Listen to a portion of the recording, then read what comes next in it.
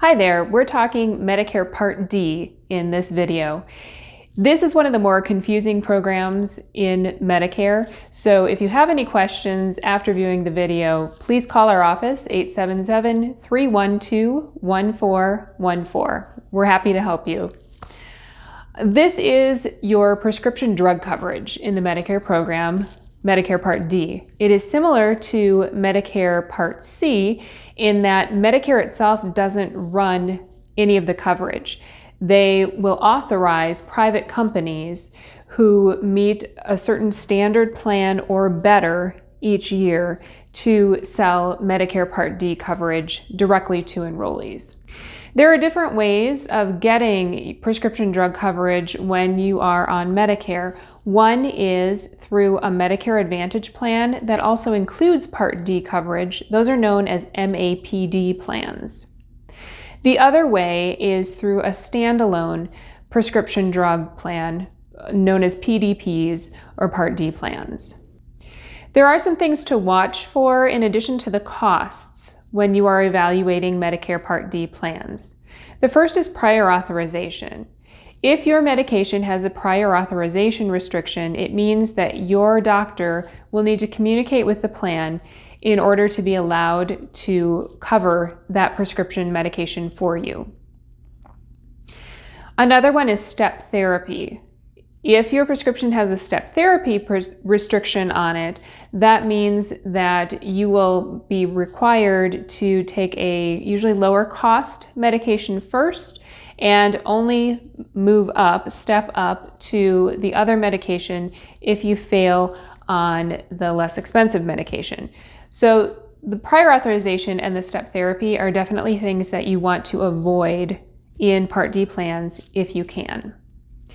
The third restriction is quantity limits. For most people, this is not a big deal.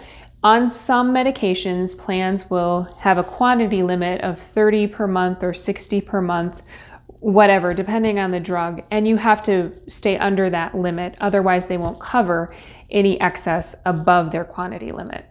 The financial risks to you in Medicare Part D plans are most of these plans have a monthly premium cost that you have to pay to be enrolled in the plan. Some of them have deductibles that you would need to pay out of pocket before the insurance company starts paying part of your drug cost.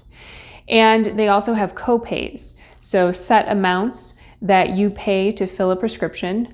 They also have co-insurance, which is a percentage of the drug cost that you need to pay to fill your prescriptions.